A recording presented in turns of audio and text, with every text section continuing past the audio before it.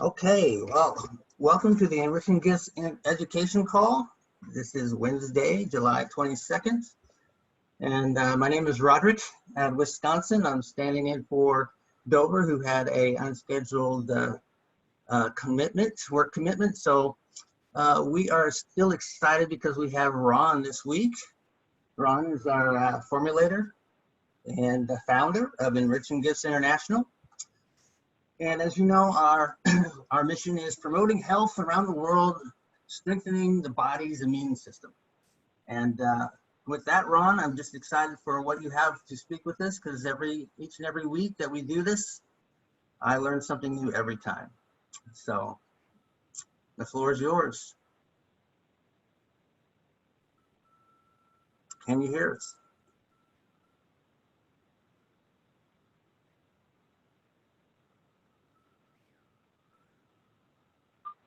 Can you hear? You can hear me now? Yes, I can. We got you loud and clear. Okay, great. All right. Well, I'd like to welcome everybody personally. As everybody knows, I'm not able to be on these calls each and every week because of a commitment to build our storage facility up here at our training facility up by Fort Peck. But anyways, I did want to kind of touch base on COVID-19 a little bit. My particular context of my issue, I guess, or the topic for this evening in mask wearing, is that there's a whole side of mask wearing that's not being discussed, disclosed, or even being talked about anywhere in the media.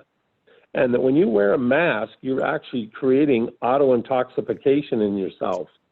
And what I mean by that, a lot of these triple layer masks that are supposed to be made coarse enough or tight enough to where it can protect 80 to 90% of viruses being passed through the mask, those same masks are also preventing you from exhaling carbon dioxide. Yeah, there's a little bit of breath, there's a little bit of air going out if you put your hand in front of a blue real hard. But if you wear those masks for extended periods of time, and I'm talking just a few minutes, not hours and days, your body starts to go through a intoxication from your carbon dioxide. That is a toxic gas that should be exhaled after your use of oxygen, and it's not. And it's no different than sitting there hooking a hose up to your exhaust pipe, then venting that hose into your windows and closing up your windows. You will eventually suffocate and die. That's where a lot of people learn how to commit suicide. Well, you're doing the same thing on not quite as a severe level, but if you're doing it for weeks and months, you will notice the effects of it. You'll start to get headaches. You'll start to get nausea. You'll start to get real restless sleep, like you can't sleep or anything. And you'll have severe fatigue and tiredness all the time. It's like you're being gassed to death very slowly. So that's my input about this whole mandate mask wearing thing, because I've had my own issues with local merchants when I go to shop at Walmart or I go out to buy a tool at Ace Hardware. Governor Bullock mandated that everybody has to wear a mask in the state of Montana whenever you're out in the general public. And I still refuse to wear a mask when I'm out in the general public. And I've actually got a notice that's put right on the PP95 mask that's used in surgical clinics and stuff. And it says right on the front of the mask, hazardous to your health, may even cause death. That's printed right across the front of the mask where you breathe in and out. And that's from the manufacturer. So they really advocate how to use these masks properly. You can't have extended time with them. You step away from your surgery and turn it over to someone else. You change your mask every 3 hours. It's really deadly. And think about this. If you're going to trap that coronavirus and prevent the spreading of it, all you're doing is reinfecting yourself, because you have no way to eliminate it. You're breathing it right back in, whatever you're catching. And there is no conclusive or even studies on national television yet to indicate that there's no way you can reinfect yourself and cause another episode of cold or flu or symptoms of COVID-19. So that's my 2 cents worth for today. I definitely wanted to bring that up, and I'm still right in the middle of doing my work and stuff. Actually, I'm kind of glad that my Zoom didn't work tonight, Roderick, because I'm just covered. I look like almost like a ghost in sheetrock dust, because we've been sheetrocking the last 2 days. So anyways, that's what I wanted to bring up for tonight's topic. And really, I just want to, especially for the people that come on here looking for real, accurate, honest communication information. There's two sides to this whole mask wearing coin thing. And there's a whole side to it you're not even being told about. It's just trying to be crammed down everybody's throat. And, you just look at protect me, protect everybody else. You're not protecting anything. You're destroying your health very slowly on a long-term basis if you're going to wear those masks on a regular basis. So anyways, that's what I wanted to talk about. So if you'd like, we can open up the call for regular health questions, and you can take it from there, Roderick.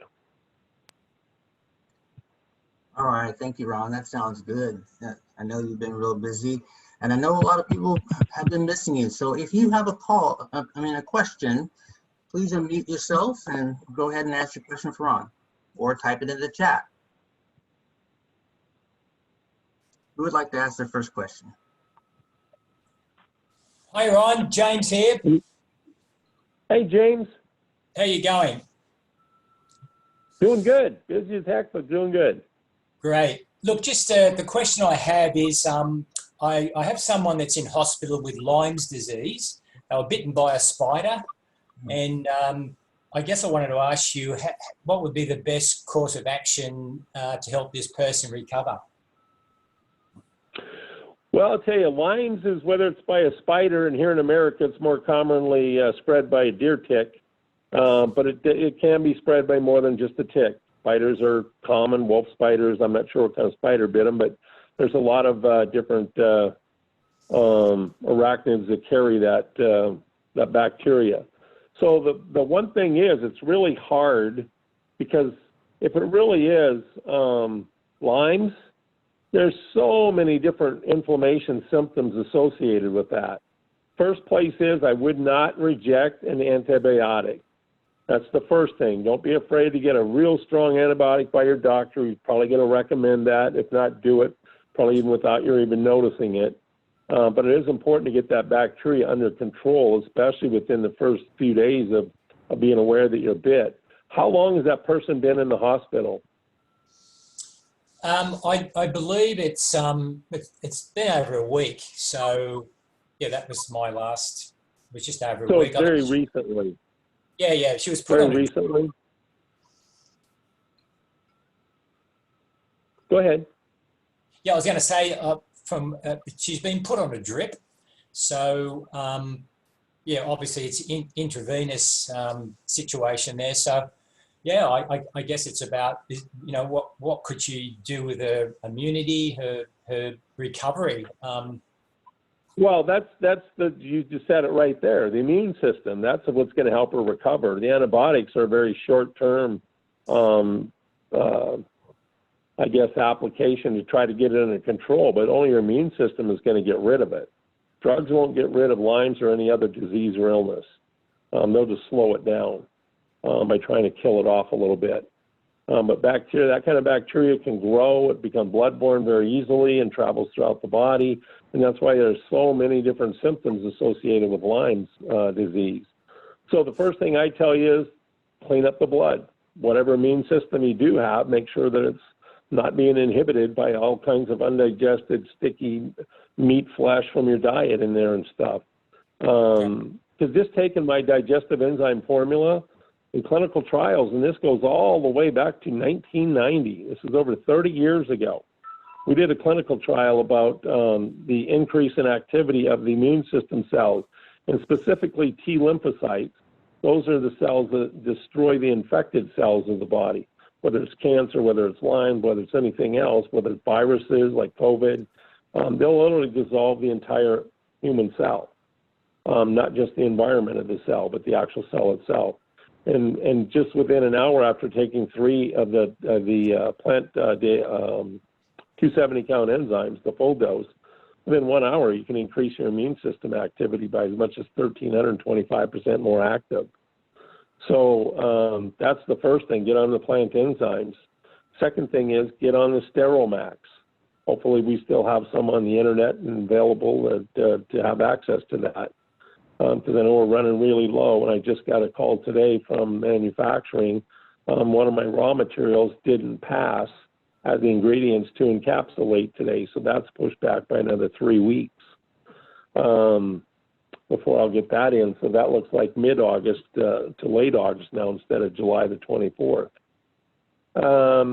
And then the probiotics. Probiotics have not their bacteria themselves, but they have very unique enzymes within those probiotic strains that can actually go after viruses and bacteria and other organisms in the body. So those three would be the ones that I would absolutely focus on: enzymes, the Steromax, and the probiotic. And once you're starting to recover and got that all kind of stabilized, then you want to add in the heart algae and the aloe max to help the body recover and replenish and reproduce cellularly. Okay, that sounds great. Thanks, Ron. You betcha. Anybody else have any questions for the call tonight? Anybody? None? Well, it's going to be a short call. You know, Ron, Can you give some information on the coral calcium? Yeah, what kind of information would you like to know? Just like what, what it's good for, what we can expect, what it will do for our health, what, just that kind of thing. Well, let's just talk about the various forms of calcium. You got calcium carbonate, which is nothing more than that round chalk your teacher used to write on the blackboard with when we were all real young and in grade school. It's the worst form of calcium you can put inside the human body. Most of the time, it's going to build up and accumulate on your joints. Your body can't use it in a cellular function at all. That's the first thing. And CalMag and all these different products marketed at Walmart and Walgreens, it's got calcium carbonate as the calcium source in it. One of the worst sources of calcium you can get. All calcium will neutralize acid to some degree. All forms of calcium can help the body in small, very small capacity try to alkalize, meaning to increase the oxygenation and decrease the presence of acid. All forms of calcium do that, but your whole body, calcium is the most widely used mineral in the human body. I don't know if people know that or not. It's over 429 uses, actual cellular functions that cannot do their job without calcium. And one of the biggest things that calcium does, it allows for the alkalinity-acidity balance. Because the only thing that your body, once you have a human body and you're walking around, the only thing your body has inside of it to actually neutralize the presence of acid that has to be created in order to activate the protease enzymes during the acid protein digestive process in your stomach. So your body produces acid for a reason. It's very necessity. But your body also has a way to neutralize that once that digestive process has been done. And that's the role of calcium. And that is the most important role in the human body of the use of calcium, is to alkalize. Because an acidic body is just prone to disease and mutation everywhere. So coral calcium, because it comes from a living source, because it comes from a living source, it's already been ionized once, so it's very easy to break it down. And when I say ionized, I mean to completely break it down to its smallest elemental form. And that's the form in which the human body has to have it in order to use it intracellularly or inside the cell. So that's the first thing about coral calcium versus all these other synthetics. And by the way, calcium carbonate is an elemental calcium. It can't be broken down to where it's cellular usable. So that's the first thing. And then you got calcium sulfate, nitrate, citrate, malate, bicarbonate, bisulfate. I mean, you got so many different forms of calcium, it's not even funny. But really, when they talk about the form, you're just talking about either the source or the process of breaking down the calcium to try to chelate it with some amino acid or some other protein in order to trick the body to absorb it. But give you another example, like when you take and you think calcium, so many people get focused on just calcium. That's why there's vitamin D3 in with our calcium. And by the way, it says vitamin D. It actually is vitamin D3. The printer just missed that on the labeling. Vitamin D is actually critically important. And if you have a good formula, just so everybody understands this, when you go out and look in the marketplace for calcium, do not ever buy a calcium product without vitamin D in it. Because what vitamin D does is vitamin D allows for the carrying of calcium into the cell once it's been absorbed to the bloodstream. If you're low in vitamin D3, you're not going to alkalize your body. You're not going to beat cancer. You're not going to have much success with absorbing or utilizing calcium anywhere in the human body. Because vitamin D3 is the carrier of calcium once it's absorbed into the human cells to be metabolized. And where does vitamin D3 come from? This thing just chaps my butt worse than any conversation I'll ever have, is the way the medical community demonizes LDL cholesterol. Ooh, that bad crap that causes heart attacks, strokes, and blockages and this and that. Well, it only does that because there's other areas of the human diet and the human body is severely deficient in. I have extreme heart disease, and I have no problem. In fact, I just had my blood test because of the damage to my feet and my nerves. And my blood test, the neurologist come back and says, holy crap, what are you doing? He said, your blood's perfect. And you're how old? You know, they really question my age all the time because I don't look anywhere near 65. And my body and my blood statistics don't even indicate I'm anywhere near that age as well. But vitamin D3 and the medical community just really wants to badmouth LDL cholesterol. And that's what all those statin drugs are all about. Reduce your LDL cholesterol, inhibit your body from producing LDL cholesterol. Let's get it down below 100. It's just nothing but terrible, terrible for you. Well, guess what? That's what creates the cancer boom. Because your body can't use calcium. It can't neutralize acidity. And your body becomes very highly acidic. And cancer just thrives in an acidic pH. Everybody knows that, even the medical community. So I don't want to get too far off the topic of the coral calcium specifically. But boy, I tell you, we could have a whole call for an entire hour and a half just on all the different aspects and influences that calcium has in the human body. But one of the most important things is it comes from an already living source and it's already been ionized once to create that living organism called coral. And it comes from part of the cleanest oceans in the world before that big Fukushima episode. And I'm lucky because almost 9 years before that thing ever even happened, we had over 3 tons. 3 tons, that's over 6,000 pounds of coral already vacuum sealed and processed in a warehouse. So I got so lucky. The good Lord's looking out for me. And I was smart enough to see the long-term opportunity in that. And I just wanted to make sure that we had plenty on hand because I literally thought that this would go globally.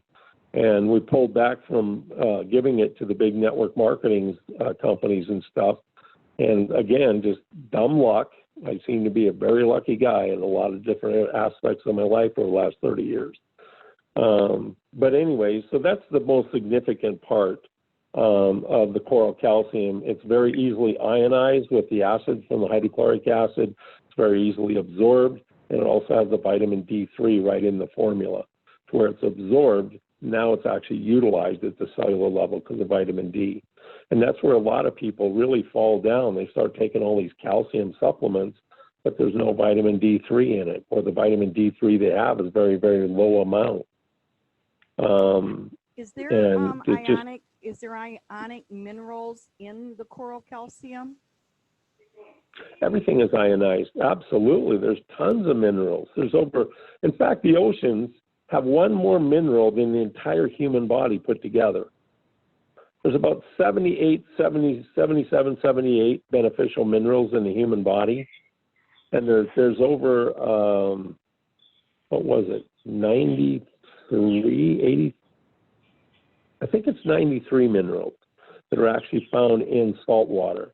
But some of those are mercury, lead, toxic stuff that we don't want in there. But all the minerals that are in the human body are all found in the ocean. So, yeah, there's lots of ionized minerals in there, but there's not enough to actually start going and saying, well, this has this mineral, this has boron, this has selenium, this has this, that. I don't want to get into listing all of that stuff out and trying to make calcium more than what it is. It's just a calcium supplement. But yeah, anytime you get minerals from a living source, there's always going to be a lot more minerals than just calcium in that living source. And they're all ionized because they create the living functionality of the reef. So in order to do that, they all had to be ionized in order to support life cell functioning.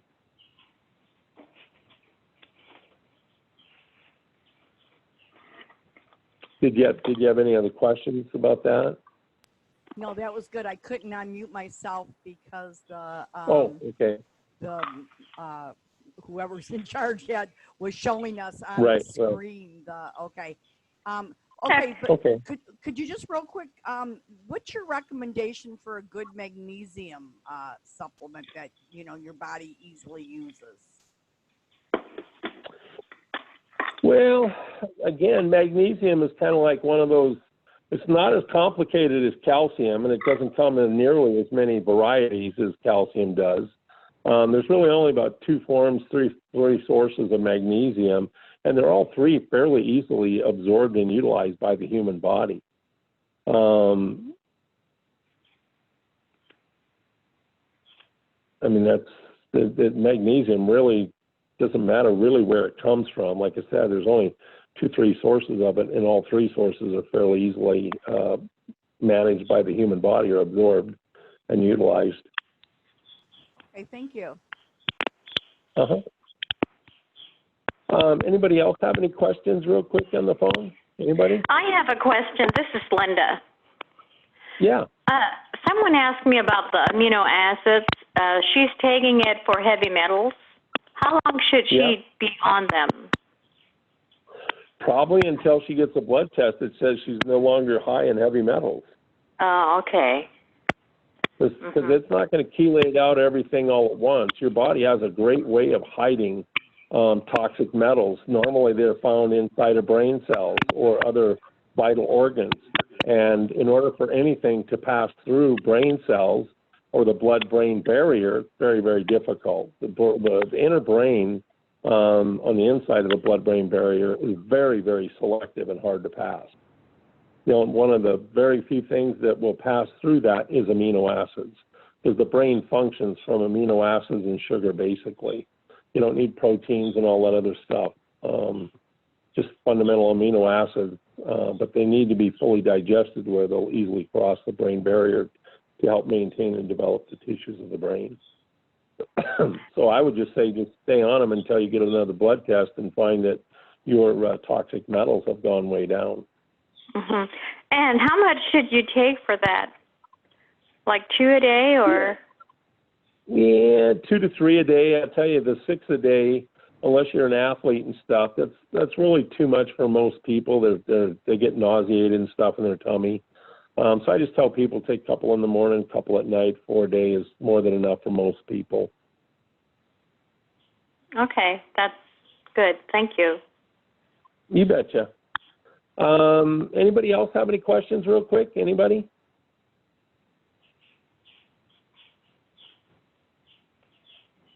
No, we're done? Well, if that's the case, I just want to say that it was really a unique and unplanned pleasure to be with you guys tonight, though. I really have missed y'all. And I should be completely done with what I need to do with building this garage and stuff by the end of August. So I'll be back on the calls on a regular basis. And I just wish everybody who is part of the Enriching Gifts family is safe. Hopefully you all stay safe. And like I said, wear those masks with caution. Wear them when you're out in public. But don't be wearing them for prolonged periods of time. You know, take them down, give yourself a chance to breathe in between stores or in between venues where you're going. Just realize that there's a whole different side of mask wearing that you're not even seeing anywhere on national television, and for good reason. They're trying to perpetuate everybody cover up.